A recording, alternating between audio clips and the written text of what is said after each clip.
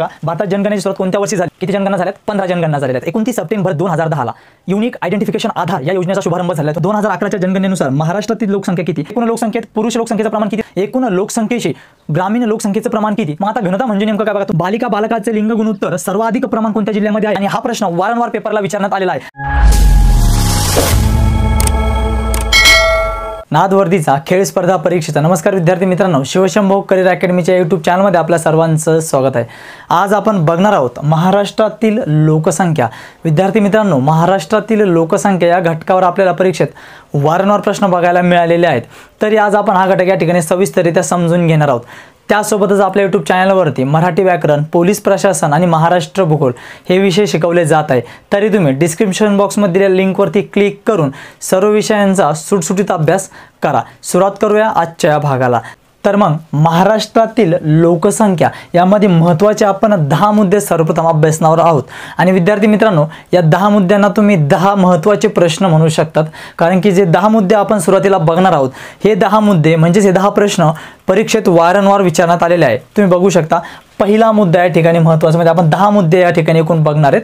पहिला मुद्दा यामध्ये भारतात जनगणनेची सुरुवात म्हणजेच लोकसंख्या मोजणी ज्याला आपण म्हणतो त्याला म्हणतात जनगणना, लोकसंख्या मोजणी. तर बघा, भारत देशामध्ये जनगणनेची सुरुवात 1872 हे आपल्या पहिल्या प्रश्नाचं उत्तर या ठिकाणी असणार. विद्यार्थी मित्रांनो, की भारत देशामध्ये जनगणनेची सुरुवात कोणत्या वर्षी झाली? तर बघा 1872. पहिला मुद्दा बघायचा आपल्याला. भारतात जनगणनेची सुरुवात 1872 मध्ये लॉर्ड मेयो हे इंग्रज अधिकाऱ्याचं नाव आपल्या ठिकाणी लक्षामध्ये ठेवायचं. विद्यार्थी मित्रांनो, पहिल्याच मुद्द्यामध्ये 2 प्रश्नाचे उत्तर आपल्या ठिकाणी भेटलेले आहेत. बघा, भारतात जनगणनेची सुरुवात कोणत्या वर्षी झाली? तर 1872 साली. आणि कोणी केली? तर इंग्रज अधिकारी बघा लॉर्ड मेयो यांनी भारत देशामध्ये सर्वप्रथम जनगणनेची सुरुवात केली होती. त्यानंतर मुद्दा क्रमांक 2 या ठिकाणी आपण बघू शकतो. 2011ची जनगणना ही 15वी जनगणना असून स्वातंत्र्यानंतरची 7वी जनगणना. या ठिकाणी भरपूर विद्यार्थी जे मित्र आहेत ते गोंधळून जातात. तर लक्ष असू द्या इकडे. बघा, 1872 मध्ये भारत देशामध्ये जनगणनेस सुरुवात झाली. 1872 नंतर शेवटची, आता आपली शेवटची जी काही जनगणना झालेली आहे ही झालेली आहे 2011ला. 2011ला शेवटची जनगणना झालेली. मग 1872 पासून 2011 पर्यंत सर्व जनगणना जर आपण मोजणी केली जनगणनेची, तर एकूण जनगणना झाल्यात 15. आतापर्यंत किती जनगणना झाल्यात? 15 जनगणना झालेल्या आहेत. मग आता आपल्याला पेपरला आलेला प्रश्न की आतापर्यंत किती जनगणना झाल्यात एकूण? तर 15 जनगणना झाल्यात, हे लक्षात ठेवायचं. पण परीक्षेला असाही प्रश्न येऊ शकतो की 2011ची जनगणना ही भारत देश स्वतंत्र झाल्यानंतर कितवी जनगणना होती? तर मग त्या प्रश्नाचं उत्तर असणार आहे 7. म्हणजेच भारत देश स्वतंत्र झाल्यानंतर 1947ला भारत देश स्वतंत्र झाल्यानंतर ज्या जनगणनांची मोजणी करण्यात आली त्यानुसार 2011ची जी जनगणना आहे ती जनगणना आहे 7वी. पण एकूण जनगणना किती झाल्यात? तर एकूण झाल्यात 15. त्यानंतर समोरचा मुद्दा या ठिकाणी बघू शकतो आपण. अतिशय महत्त्वाचा मुद्दा विद्यार्थी मित्रांनो, या ठिकाणी लक्षात ठेवा. बघा, सर्वात पहिली तारीख लक्षात ठेवायची आहे 29 सप्टेंबर 2010. 29 सप्टेंबर 2010. विद्यार्थी मित्रांनो, आपल्या सर्वांना आधार कार्ड माहिती आहे. तर याच दिवशी म्हणजेच 29 सप्टेंबर 2010ला युनिक आयडेंटिफिकेशन आधार या योजनेचा शुभारंभ झालेला आहे. तुम्ही बघू शकता या ठिकाणी. बघा, 29 सप्टेंबर 2010 रोजी युनिक आयडेंटिफिकेशन आधार ह्या योजनेची सुरुवात झाली. त्यानंतर यामध्ये महत्त्वाचं म्हणजे महाराष्ट्रामध्ये नंदुरबार जिल्ह्यामधील शहदा नावाचा तालुका, विद्यार्थी मित्रांनो लक्षामध्ये ठेवायचं. बघा, नंदुरबार जिल्ह्यामध्ये शहदा नावाचा तालुका आहे. त्या तालुक्यामध्ये टेंभळी नावाचं एक गाव आहे. विद्यार्थी मित्रांनो, टेंभळी या गावामध्ये राहणारी महिला म्हणजेच रंजना सोनवणे या महिलेस महाराष्ट्रामध्ये सर्वप्रथम आधार नंबर देण्यात आला, आधार क्रमांक देण्यात आला. तर विद्यार्थी मित्रांनो, हा प्रश्न देखील पेपरला वारंवार विचारण्यात आलेला आहे की बघा, जो पहिला आधार क्रमांक आहे तो कोणाला देण्यात आलेला आहे? तर रंजना सोनवणे. बघूया समोरचा मुद्दा. 1 मे 1960. आपल्या सर्वांना माहिती आहे 1 मे 1960ला महाराष्ट्र राज्याची स्थापना झालेली आहे. ज्यावेळी महाराष्ट्र राज्याची स्थापना झाली त्यावेळी महाराष्ट्रामध्ये एकूण 3.96 कोटी इतकी लोकसंख्या होती. हे आपल्याला या ठिकाणी लक्षामध्ये ठेवायचं आहे. सुमारे 4 कोटी लोक महाराष्ट्र स्थापन झाला त्यावेळी महाराष्ट्रामध्ये होते. 3.96 कोटी. समोरचा मुद्दा विद्यार्थी मित्रांनो 5वा, अतिशय महत्त्वाचा मुद्दा. महाराष्ट्राची लोकसंख्या 2011च्या जनगणनेनुसार हा प्रश्न वारंवार पेपरला विचारण्यात आलेला आहे की महाराष्ट्र राज्याची लोकसंख्या किती? तर 2011च्या जनगणनेनुसारच आपल्याला लोकसंख्या सांगायची, कारण 2011 नंतर भारत देशामध्ये जनगणना झालेली नाही आहे. त्याचं कारण कोरोना व्हायरस कोविड-19 ज्याला आपण म्हणतो. तर 2011च्या जनगणनेनुसारच आपल्याला सर्व प्रश्न पेपरमध्ये विचारण्यात येणार आहे. तर 2011च्या जनगणनेनुसार महाराष्ट्रातील लोकसंख्या किती, तर लक्षात ठेवायचं आहे आपल्याला 11,23,24,333 इतकी महाराष्ट्राची लोकसंख्या आहे 2011च्या जनगणनेनुसार. त्यानंतर त्याच वेळी म्हणजे 2011लाच भारताची लोकसंख्या किती होती, तर बघा 121 कोटी ही भारताची लोकसंख्या होती. आणि हे दोन्ही प्रश्न पेपरला वारंवार विचारण्यात आलेले आहे. महाराष्ट्राची लोकसंख्या किती, तर बघा 11,23,74,333 आणि भारताची लोकसंख्या किती होती, तर 121 कोटी होती. त्यानंतर यामध्ये अजून एक येणारा मधला प्रश्न आणि जो काय महत्त्वाचा प्रश्न आपल्या या ठिकाणी ठरतो, जो बघा शेवटला आपण लिहिलेला आहे या ठिकाणी, भारताच्या एकूण लोकसंख्येशी. आता भारताच्या एकूण लोकसंख्येशी म्हणजे रे, तर ह्या 121 कोटीशी बरं का. तर बघा भारताच्या एकूण लोकसंख्येशी म्हणजेच 121 कोटीशी महाराष्ट्राच्या लोकसंख्येचं प्रमाण किती. महाराष्ट्राचं लोकसंख्या म्हणजे 11,23,74,333 याचं प्रमाण यांच्याशी किती, तर बघा 9.29%. 9.29% हे प्रमाण आहे महाराष्ट्राच्या लोकसंख्येचं भारताच्या एकूण लोकसंख्येशी. बघूया समोरचे मुद्दे, पण त्याआधी हे जे 5 मुद्दे आपण बघितलेले आहेत यावरती तुम्हाला वारंवार प्रश्न आलेले आहेत. बघा तुम्हाला लक्षामध्ये ठेवायचं आहे, भारत देशामध्ये जनगणनेची जी सुरुवात ती 1872 मध्ये लॉर्ड मेयो यांनी केली होती. त्यानंतर मुद्दा क्रमांक 2 जो आपण या ठिकाणी बघितलेला आहे की 2011ची म्हणजेच शेवटची जी जनगणना होती ती एकूण जनगणनेमध्ये 15वी येते. आणि भारत देश स्वतंत्र झाल्यानंतर भारत देशामध्ये 2011ला जी जनगणना झाली ती होती 7वी जनगणना. त्यानंतर मुद्दा क्रमांक 3 मध्ये तारीख लक्षात ठेवायची 29 सप्टेंबर 2010. 29 सप्टेंबर 2010 रोजी युनिक आयडेंटिफिकेशन आधार म्हणजेच आधार कार्डची सुरुवात करण्यात आली. आणि सर्वप्रथम आधार क्रमांक जो आहे तो रंजना सोनवणे या महिलेस देण्यात आला. ही महिला टेंभळी या गावामध्ये राहणारी आणि जिल्हा विचारला तर नंदुरबार. त्यानंतर बघा मुद्दा क्रमांक 4 मध्ये बघा 1 मे 1960 म्हणजे महाराष्ट्र राज्याची स्थापना ज्यावेळी झाली त्यावेळी महाराष्ट्रामध्ये 3.96 कोटी इतकी लोकसंख्या होती. त्यानंतर शेवटचा मुद्दा जो 5वा आपण बघितला 2011च्या जनगणनेनुसार महाराष्ट्राची लोकसंख्या 11,23,74,333. तर 2011च्या जनगणनेनुसार भारताची लोकसंख्या ही 121 कोटी होती. आणि भारताच्या एकूण लोकसंख्येशी महाराष्ट्राच्या लोकसंख्येचं जे काय प्रमाण आहे ते 9.29% आहे. हे या ठिकाणी आपल्याला लक्षामध्ये ठेवायचं आहे. आता बघूया समोरील महत्त्वाचे 5 मुद्दे. बघा 6व्या क्रमांकाचा मुद्दा, देशाच्या लोकसंख्येत महाराष्ट्राचा 2रा क्रमांक लागतो. विद्यार्थी मित्रांनो अतिशय महत्त्वाचा मुद्दा या ठिकाणी की बघा देशाच्या लोकसंख्येत म्हणजे भारत देशामध्ये एकूण 28 राज्य आहे. तर बघा देशाच्या लोकसंख्येत महाराष्ट्राचा 2रा क्रमांक लागतो. म्हणजे देशात असलेले जे काय राज्य आपल्याला 28 राज्य त्या 28 राज्यांमध्ये सर्वात जास्त लोकसंख्या असलेलं राज्य उत्तर प्रदेश आहे 1 नंबरला. आणि 2 नंबरला आहे महाराष्ट्र राज्य. त्यानंतर 3 नंबरला येतं बिहार. हा क्रम आपल्याला या ठिकाणी लक्षामध्ये ठेवायचा आहे. भारत देशामध्ये असलेल्या 28 राज्यांपैकी सर्वात जास्त लोकसंख्या असलेले राज्य पहिले ते उत्तर प्रदेश. दुसरं राज्य ज्यामध्ये सर्वात जास्त लोकसंख्या आहे ते महाराष्ट्र. आणि तिसरं राज्य बिहार. हा क्रम आपल्याला या ठिकाणी लक्षामध्ये ठेवायचा आहे. या घटका आधारावर आपल्याला पेपरमध्ये प्रश्न आलेला आहे. समोरचा मुद्दा बघायचा आहे मुद्दा क्रमांक 7. 2001 मध्ये महाराष्ट्राची लोकसंख्या 9,68,78,627. विद्यार्थी मित्रांनो लक्षात घ्या ही 2001 ची म्हणजे शेवटची जनगणना होती 2011ची. त्या अगोदरची म्हणजेच 2001 ची जी जनगणना झाली देशामध्ये त्यामध्ये महाराष्ट्राची लोकसंख्या ही होती 9,68,78,627. आणि 2011ची जनगणनेची महाराष्ट्राची लोकसंख्या होती 11,23,74,333. मग आता बघा 2001च्या जनगणनेच्या तुलनेत 2001च्या जनगणनेच्या तुलनेत 2011च्या जनगणनेमध्ये किती लोकसंख्येने वाढ झाली तर 1,54,95,706 इतक्या लोकसंख्येने वाढ झालेली 2001च्या जनगणनेच्या तुलनेत 2011च्या जनगणनेमध्ये. आणि याला टक्केवारीमध्ये आपल्या पेपरमध्ये विचारण्यात येतं. मग आपल्यासाठी महत्त्वाचं आहे 15.99. 2001च्या जनगणनेच्या तुलनेत 2011च्या जनगणनेत किती टक्क्याने वाढ झाली असा प्रश्न आपल्याला पेपरला येऊ शकतो. त्याचं उत्तर असणार आहे 15.99% वाढ झाली. समोरचा मुद्दा बघूया मुद्दा क्रमांक 8. महाराष्ट्राचा लोकसंख्या वाढीबाबत देशात 21वा क्रमांक आहे। हे पण या ठिकाणी खूप महत्त्वाचं आहे। 28 राज्यांपैकी भारत देशामध्ये असलेल्या 28 राज्यांपैकी लोकसंख्या वाढीबाबत देशामध्ये आपला 21वा क्रमांक लागतो। हे आपल्याला या ठिकाणी लक्षामध्ये ठेवायचं आहे। समोरचा मुद्दा क्रमांक 9, 2011च्या जनगणनेनुसार सर्वाधिक लोकसंख्या, अतिशय महत्त्वाचे दोन मुद्दे या ठिकाणी 9 आणि 10 नंबरचा अतिशय बारकाईने लक्ष द्या इकडे। 2011च्या जनगणनेनुसार सर्वाधिक लोकसंख्या, सर्वात जास्त लोकसंख्या कुठे होती तर बघा याच्यामध्ये पहिला नंबर लागतो बघा पुणेचा। 2011च्या जनगणनेनुसार पहिला नंबर लागतो पुणे जिल्ह्याचा, ज्या 59,29,408 इतकी लोकसंख्या होती।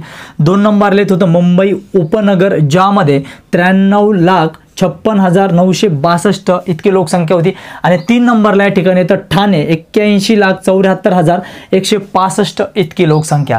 त्यानंतर पॉईंट क्रमांक म्हणजे मुद्दा क्रमांक 10 मध्ये बघू शकतो आपण 2011च्या जनगणनेनुसार सर्वात कमी लोकसंख्या असलेले जिल्हे कोणते।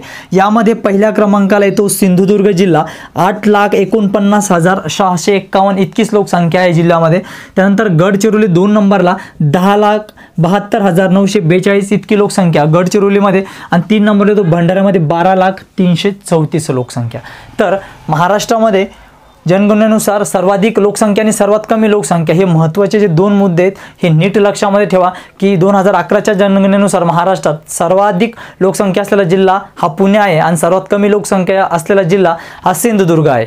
तर महाराष्ट्रातील लोकसंख्या या घटकामध्ये आपण 10 मुद्दे अभ्यासले आहेत जे की अतिशय महत्त्वाचे परीक्षेत आपल्याला वारंवार बघायला मिळालेले आहे। या ठिकाणी हे जे आपण शेवटचे 5 मुद्दे बघितलेत याबद्दल आपल्याला लक्षामध्ये ठेवायचे आहे की देशामध्ये लोकसंख्येत महाराष्ट्राचा दुसरा क्रमांक लागतो। पहिला क्रमांक हा उत्तर प्रदेशचा, दुसरा क्रमांक महाराष्ट्राचा आणि तिसरा क्रमांक हा बिहारचा लागतो। हे या ठिकाणी लक्षामध्ये ठेवायचे। त्यानंतर 2001 मध्ये महाराष्ट्राची लोकसंख्या 9,68,78,627 इतकी होती आणि यामध्ये वाढ जी झालेली टक्केवारी मध्ये ती 15.99 आहे। हे या ठिकाणी पाठांतर करून ठेवायचं। त्यानंतर महाराष्ट्राचा लोकसंख्या वाढीबाबतचा जो काय क्रमांक आहे तो देशामध्ये 21वा क्रमांक लागतो, हे लक्षात ठेवायचं। त्यानंतर 9वा आणि 10वा मुद्दा हा अतिशय महत्त्वाचा आहे की महाराष्ट्रामध्ये 2011च्या जनगणनेनुसार सर्वाधिक लोकसंख्या असलेला जिल्हा कोणता तर हा पुणे जिल्हा असेल। आणि त्यानंतर आपल्याला प्रश्न येऊ शकतो की 2011च्या जनगणनेनुसार महाराष्ट्रातील सर्वात कमी लोकसंख्या असलेला जिल्हा कोणता तर आपल्या प्रश्नाचं उत्तर हे सिंधुदुर्ग जिल्हा असणार आहे। आता या ठिकाणी आपण बघूया पुरुष लोकसंख्या आणि स्त्री लोकसंख्या। अतिशय सोपे असे मुद्दे आपल्यासाठी असणार आहे। तुम्ही बघू शकता सर्वप्रथम आपल्याला बघायचे पुरुष लोकसंख्या, त्यानंतर स्त्री लोकसंख्या। महाराष्ट्रामध्ये असलेली जी काही लोकसंख्या आहे त्यामध्ये जी काही पुरुष लोकसंख्या आणि स्त्री लोकसंख्या आहे या संबंधित आपल्याला कोणते प्रश्न येतात किंवा आपल्याला काय लक्षात ठेवायचे त्या ठिकाणी आपण बघूया। बघा महाराष्ट्रामध्ये पुरुष लोकसंख्या किती आहेत बघा, पहिल्या मुद्द्यामध्ये आपण इथे लिहिले 5,82,43,056 म्हणजे सुमारे 5.82 कोटी इतकी लोकसंख्या पुरुषांची आहे महाराष्ट्राच्या लोकसंख्येमध्ये। आणि त्यानंतर बघा या ठिकाणी स्त्री लोकसंख्या जी महाराष्ट्रामध्ये ती 5,41,31,277 म्हणजे सुमारे 5.41 कोटी लोकसंख्या ही स्त्री लोकसंख्या आहे महाराष्ट्र राज्यामध्ये। त्यानंतर पॉईंट क्रमांक 2 बघा, अतिशय सोपा मुद्दा असणार आहे। क्रमांक 2, सर्वात जास्त पुरुष लोकसंख्या कोणत्या जिल्ह्यामध्ये आहे तर प्रश्नाचं उत्तर पाहिजे ठाणे। आणि सेम ॲज इट इज तसंच स्त्री लोकसंख्यामध्ये आपल्याला ठेवायचं आहे सर्वात जास्त स्त्री लोकसंख्या असलेला जिल्हा कोणता तर ठाणे। त्यानंतर मुद्दा क्रमांक 3 ही आपल्यासाठी असाच आहे, सर्वात कमी पुरुष लोकसंख्या कोणत्या जिल्ह्यामध्ये आहे तर प्रश्नाचं उत्तर हे सिंधुदुर्ग पाहिजे। त्यासोबतच सर्वात कमी स्त्री लोकसंख्या कोणत्या जिल्ह्यामध्ये आहे तर प्रश्नाचं उत्तर हे सिंधुदुर्ग पाहिजे। यामध्ये लक्षात ठेवण्याचा मुद्दा बघा आपला कोणता 4 नंबरचा अतिशय महत्त्वाचा मुद्दा असणार आहे विद्यार्थी मित्रांनो। दोन्ही जे 4 क्रमांकाचे मुद्दे आहेत ते अतिशय महत्त्वाचे आपल्यासाठी असणार आहे। लक्षात घ्या एकूण लोकसंख्येत म्हणजेच 11,23,74,333 जी एकूण लोकसंख्या आहे 2011च्या जनगणनेनुसार, तर एकूण लोकसंख्येत पुरुष लोकसंख्येचे प्रमाण किती हा प्रश्न पेपरला येऊन गेलेला आहे। तर बघा लक्षामध्ये ठेवायचं आहे आपल्याला 2011च्या जनगणनेनुसार महाराष्ट्राची जी काही लोकसंख्या म्हणजे एकूण लोकसंख्या 11,23,74,333 हे एकूण लोकसंख्येत जी काय पुरुष लोकसंख्या आहे म्हणजेच 5,82,43,056 ही जी पुरुष लोकसंख्या यांचं प्रमाण किती आहे तर 51.83 हे आपल्या लक्षामध्ये ठेवायचं आहे. 51.83 हे पुरुषांचं प्रमाण आहे एकूण लोकसंख्येत महाराष्ट्राच्या. त्यासोबतच जे स्त्री लोकसंख्या यामध्ये चौथ्या क्रमांकाचा जो मुद्दा आहे तो अतिशय महत्त्वाचा आहे. एकूण लोकसंख्येत म्हणजेच महाराष्ट्राच्या एकूण लोकसंख्येत स्त्री लोकसंख्येचे जे प्रमाण आहे ते असणारे विद्यार्थी मित्रांनो 48.17%. हे दोन गोष्टी आपल्याला जे काय 2 टक्केवारी या ठिकाणी दिलेली ही आपल्याला ठिकाणी पाठांतर करायची. बाकी पुरुष लोकसंख्या आणि स्त्री लोकसंख्या अतिशय सोपे आहे. सर्वात जास्त पुरुष लोकसंख्या ठाणे, स्त्री लोकसंख्या ठाणे. त्यानंतर सर्वात कमी पुरुष लोकसंख्या सिंधुदुर्ग, सर्वात कमी स्त्री लोकसंख्या सिंधुदुर्ग. अतिशय सोपे मुद्दे आहेत. फक्त लक्षामध्ये काय ठेवायचे, पुरुष लोकसंख्येमध्ये मुद्दा क्रमांक 4 आणि स्त्री लोकसंख्येमध्ये मुद्दा क्रमांक 4. याचं उत्तर असणार आहे एकूण लोकसंख्येत पुरुष लोकसंख्येचं प्रमाण किती तर 51.83 आणि त्यानंतर एकूण लोकसंख्येत स्त्री लोकसंख्येचे प्रमाण किती तर 48.17. हे 2 टक्केवारी आपल्याला ठिकाणी पाठांतर करून ठेवायचे आहेत. महाराष्ट्रातील लोकसंख्या या बाबतीत महत्त्वाचे समोरील 5 प्रश्न. त्यामध्ये पेपरला येणारा पहिला प्रश्न म्हणजे एकूण लोकसंख्येशी ग्रामीण लोकसंख्येचं प्रमाण किती, त्यानंतर एकूण लोकसंख्येशी शहरी लोकसंख्येचे प्रमाण किती. त्यानंतर प्रश्न क्रमांक 3 आपल्याला येईल नागरी लोकसंख्येत सर्वाधिक वाढ झालेला जिल्हा कोणता, तर ग्रामीण लोकसंख्येत वाढ झालेला सर्वाधिक जिल्हा कोणता आणि त्यानंतर सर्वाधिक लोकसंख्या वाढीचं शतक कोणतं.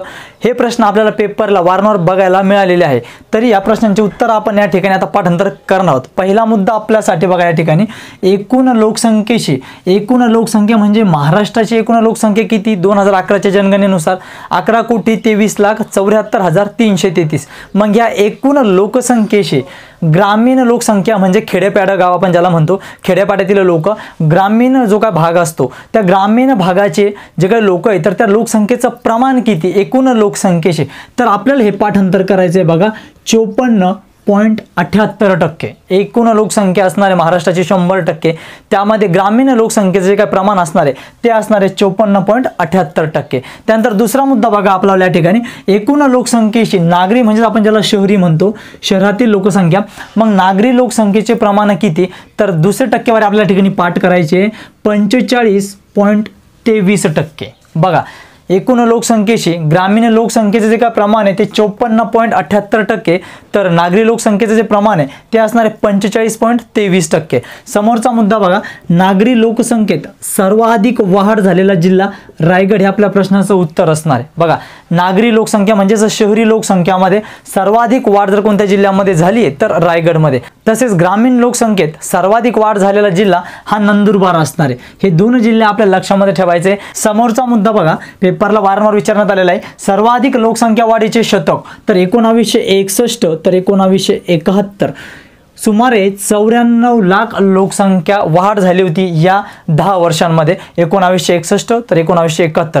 तर हे महत्त्वाचे जे काय 5 मुद्दे ते आपल्या लक्षामध्ये ठेवायचे की एकूण लोकसंख्येशी ग्रामीण लोकसंख्येचे प्रमाण असणारे 54.78%, एकूण लोकसंख्येशी नागरी लोकसंख्येचे प्रमाण असणारे 45.23%, त्यानंतर नागरी लोकसंख्येत सर्वाधिक वाढ झालेला जिल्हा असणारे रायगड, त्यानंतर ग्रामीण लोकसंख्येत सर्वाधिक वाढ झालेला जिल्हा असणारे नंदुरबार आणि त्यानंतर जे काय सर्वाधिक लोकसंख्या वाढीचं जे काही शतक आहे ते 1961 1971 असणार आहे. आता यानंतर आपल्याला समजून घ्यायचं आहे महाराष्ट्राची घनता. यावरती पेपरला आपल्याला वारंवार प्रश्न बघायला मिळाले महाराष्ट्राची घनता. मग आता घनता म्हणजे नेमकं काय बघा तुमच्यासाठी लिहून ठेवलं बघा. घनता म्हणजे नेमकं काय, तर घनता म्हणजे 100 चौरस किलोमीटर. घनता म्हणजे 100 चौरस किलोमीटर मागे असणाऱ्या सरासरी लोकसंख्येचे प्रमाण. बघा या ठिकाणी घनता म्हणजे काय याची व्याख्या एका प्रकारे तुम्हाला या ठिकाणी दिलेली आहे. घनता म्हणजे काय तुम्हाला समजण्यास अगदी सोपं जाणार आहे की घनता म्हणजे 100 चौरस किलोमीटर मागे असणाऱ्या सरासरी लोकसंख्येचे प्रमाण.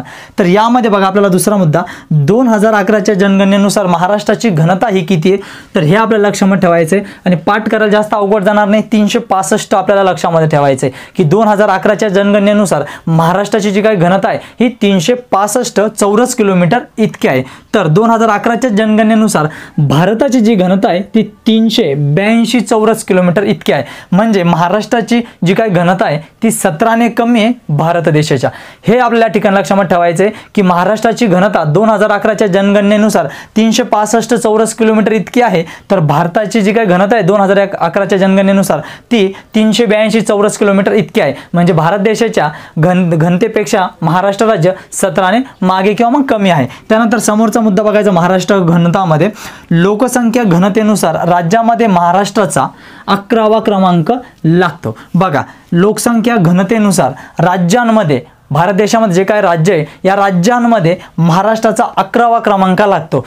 आणि त्यानुसार तुम्हाला लक्षामध्ये ठेवायचं आहे बघा, राज्य आणि केंद्रशासित प्रदेश मिळून, राज्य आणि केंद्रशासित प्रदेश मिळून जर महाराष्ट्राच्या घनतेचा क्रमांकाचा विचार केला आपण तर तो 17वा क्रमांक लागतो। तर या ठिकाणी विद्यार्थ्यांनी गोंधळून जायचं आणि लक्षामध्ये ठेवायचं आहे, परीक्षेत जर प्रश्न आला फक्त राज्यांमध्ये जर महाराष्ट्राच्या घनतेचा क्रमांक आपल्याला विचारला तर आपल्या प्रश्नाचं उत्तर हे 11 असणार आहे, आणि राज्य व केंद्रशासित प्रदेश मिळून जर महाराष्ट्राच्या घनतेचा क्रमांक विचारला तर तो 17वा क्रमांक असणार आहे। या ठिकाणी आपल्याला हा फरक लक्षामध्ये घ्यायचा आहे। समोरचा मुद्दा या ठिकाणी बघायचा आहे, अतिशय महत्त्वाचा, सर्वाधिक घनता असलेला जिल्हा महाराष्ट्राचा मुंबई उपनगर 20,980 इतकी घनता, आणि सर्वात कमी घनता असलेला महाराष्ट्रातील जिल्हा हा गडचिरोली आहे, फक्त 74 याची चौरस किलोमीटर इतकी त्याची घनता आहे। तर घनताचे हे 6 मुद्दे आणि हे 5 महत्त्वाचे मुद्दे आपल्याला या ठिकाणी लक्षामध्ये ठेवायचे आहेत। महाराष्ट्रातील लोकसंख्यामध्ये समोरचा मुद्दा आपण बघणार आहोत, महाराष्ट्रातील लिंग गुणोत्तर। मग लिंग गुणोत्तर म्हणजे नेमकं काय, तर इकडे लक्ष द्या विद्यार्थी मित्रांनो,